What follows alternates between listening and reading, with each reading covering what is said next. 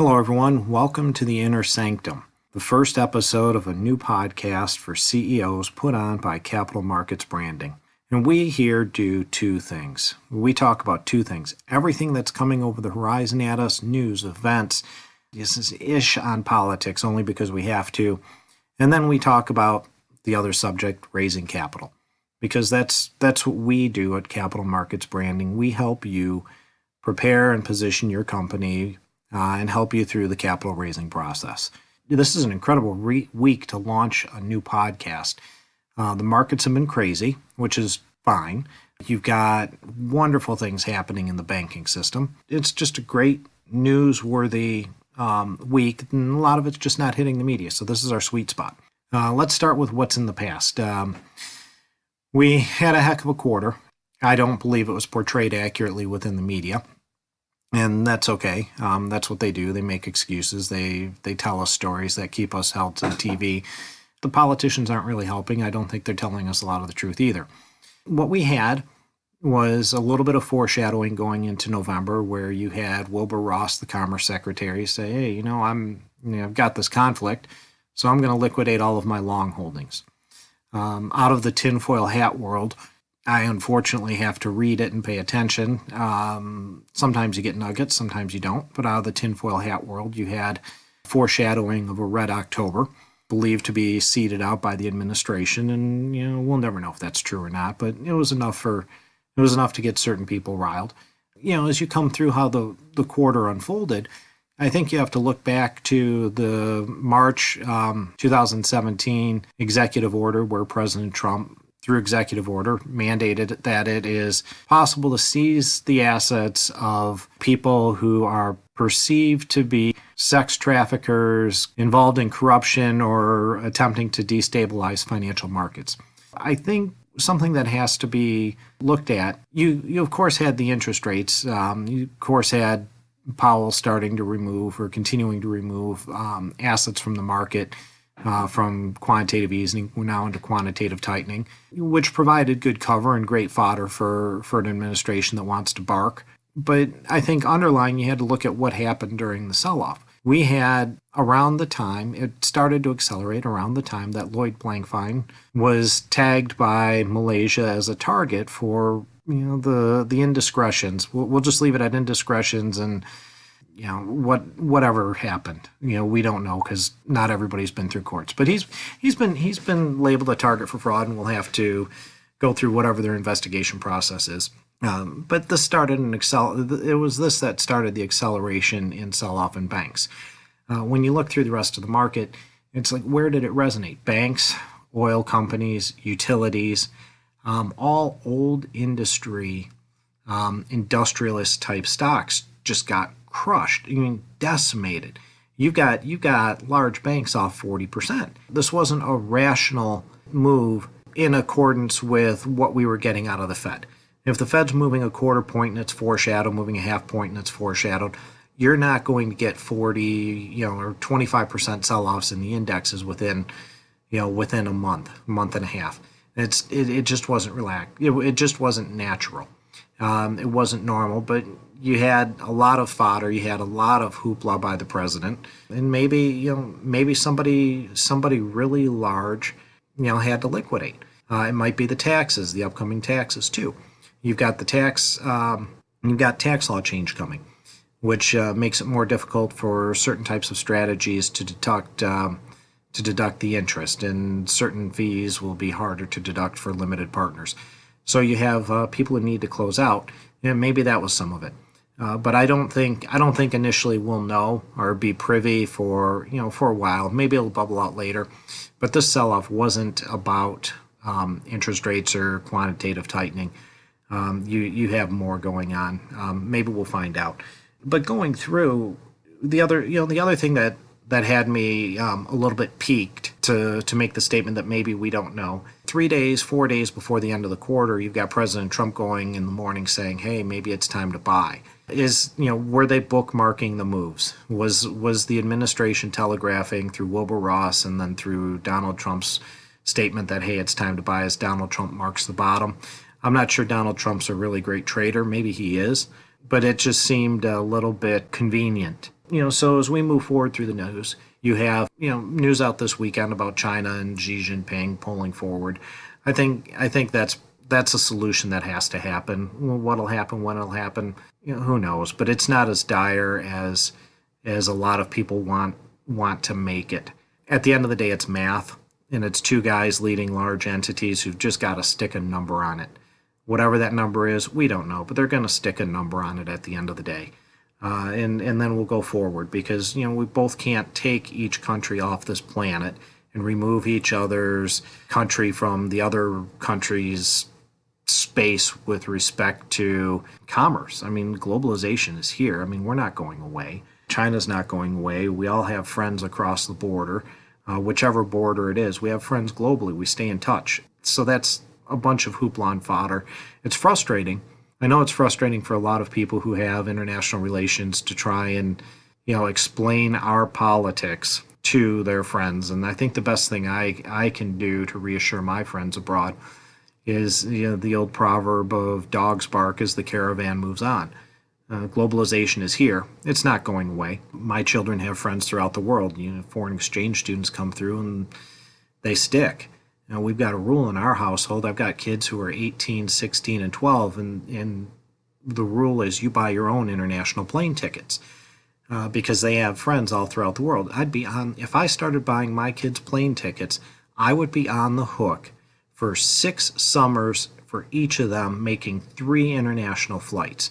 It's the world we live in. So you can't think that globalization is going to dissolve or unwind.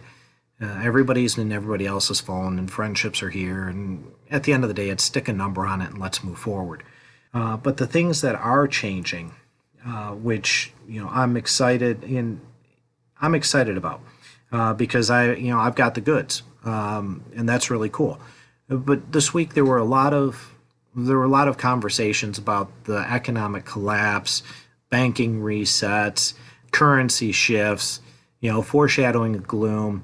And it was coming from both sides. It was surprising me from whom I was hearing the speculation of complete economic reset. An interesting one, which tied into something I saw during the last administration, was a friend who's got a pretty large footprint, a global footprint, explained to me that in weight, he has reason to believe, and for him, I believe it is reason to believe. For me, it's, conjecture and hearsay, but he has a reason to believe that waiting to come to fruition is a new global currency, which will be weighted based on individual countries' ability to produce resources and gold, and it's all set, but we just need a collapse.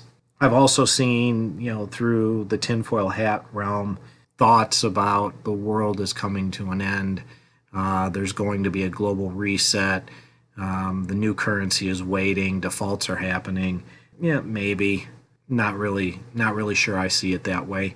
I think what I do see, and we've had a lot of thought about this throughout the day, is what's really happening in the sense of with the world and the shift in the banking industry, because technology is changing things. Maybe there was a grand plan to reset the system coming out of the last administration. I was positioned in oil. I was positioned in electric vehicles. The stage was set with restriction of production. The stage was set with restriction of production of oil. The stage was set with restriction of production of natural gas. The stage was set with alternative technologies ready to go. All we needed was, for things to play out to get to the point where we had fuel constraints, and then you catch a crisis, an oil shock, and things move towards new technologies.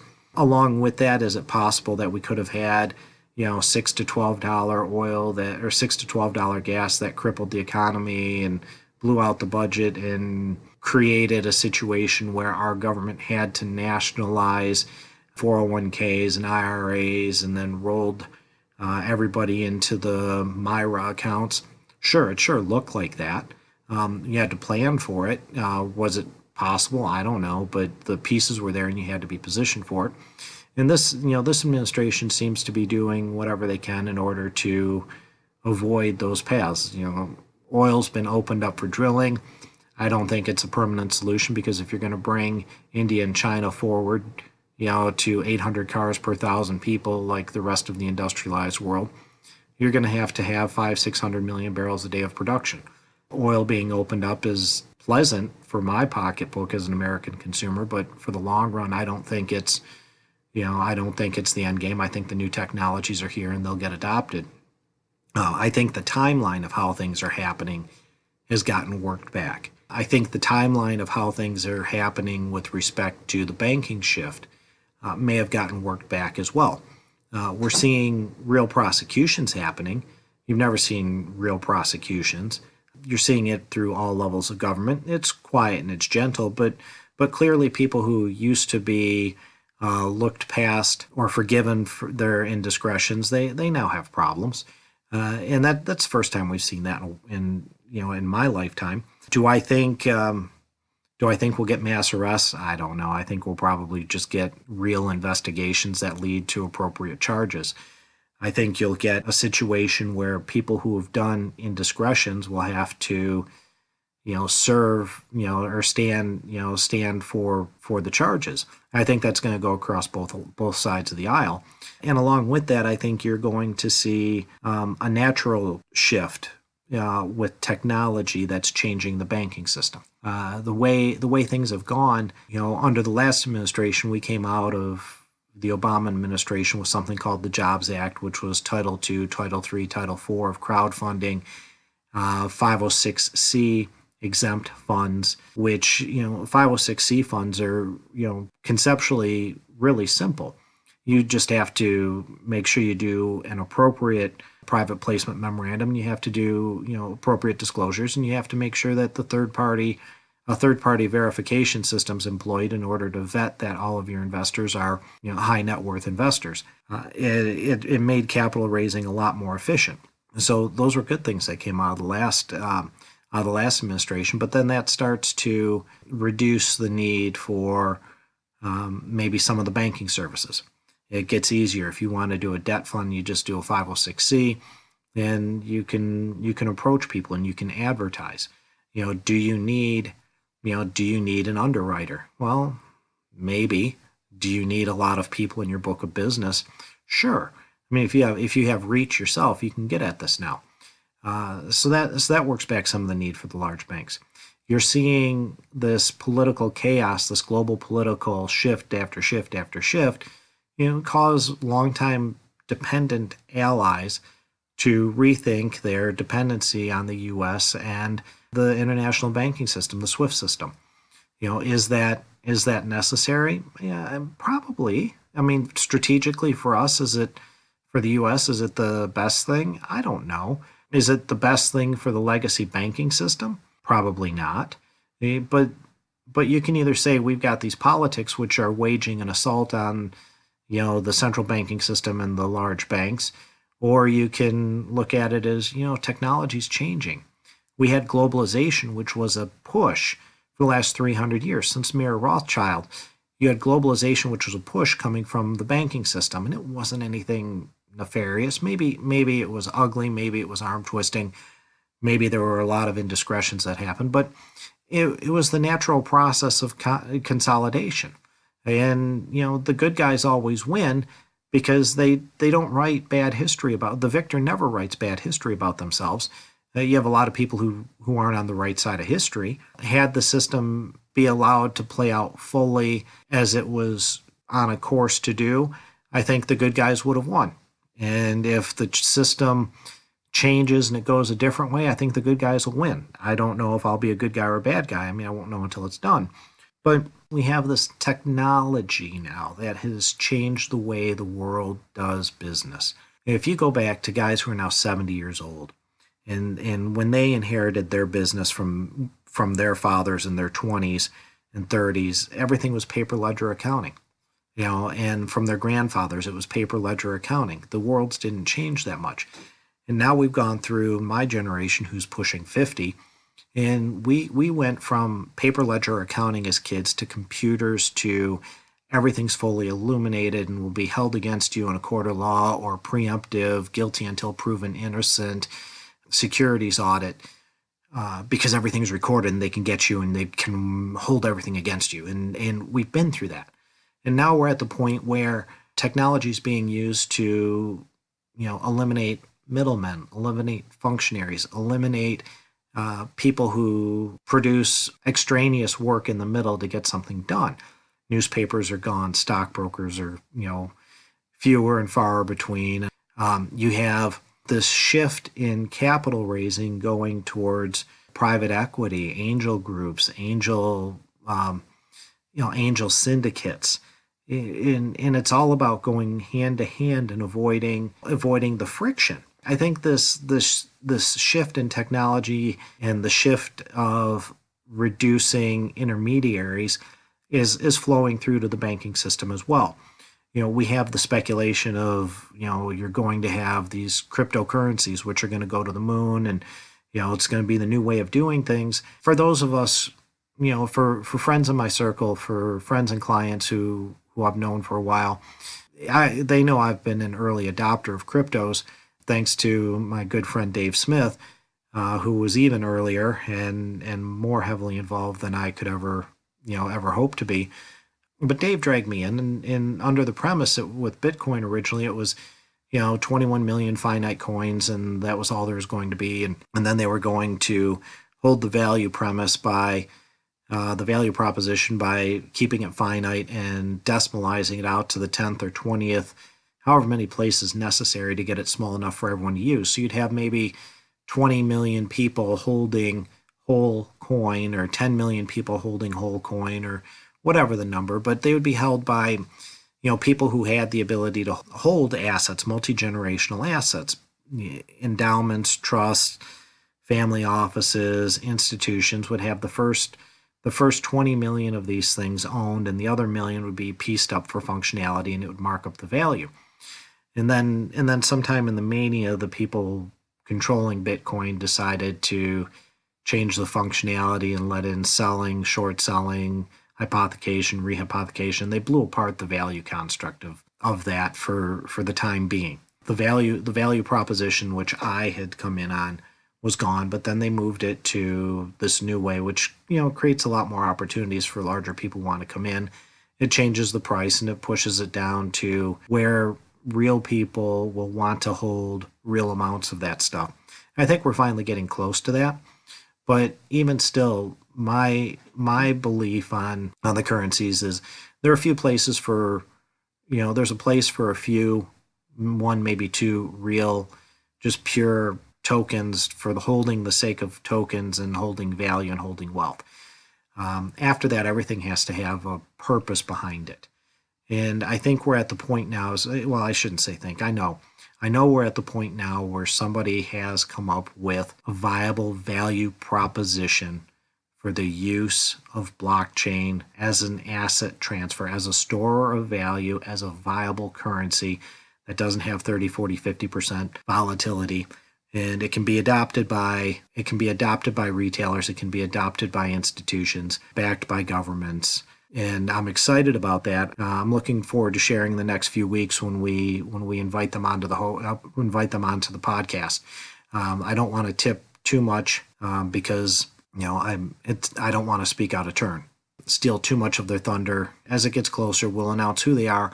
I'm just excited to actually be there at the not at the beginning, because obviously they're far along, but I'm here at the early stage, just as their launch is happening, and I've got a seat close enough to the conversation where I can go, wow, that's going to work. And I'm excited to be able to bring that to you guys over the next couple of weeks and do a show explaining the product and the processes work and why it's going to change the world. My excitement going, holy cow, this is going to work, doesn't fully translate, but it's really cool.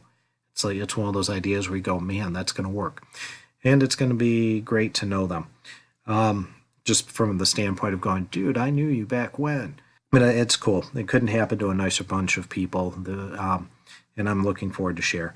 As for banks, the way this stuff is going to go, capital raising is going hand to hand. Transfer of wealth is going peer to peer. You're bringing in technology which which now allows people to simply, swipe and shift wealth all over the world. Do you really need big banks? I mean, what do big banks do? They've been regulated to the point of being stifled. They take loans, they make loans, and then they pass them off into the secondary market. Do you need somebody to write you a loan and then sell it into the secondary market? Can you just, borrow from the secondary market yourself? So I think we're at a point where, will we have big banks collapse this week? I doubt it. Will we have credit seize up? Maybe. Depends on how this battle goes between this president and the legacy power structure. Maybe we'll see more credit seize up. Maybe we'll see more arrests. Maybe we'll see.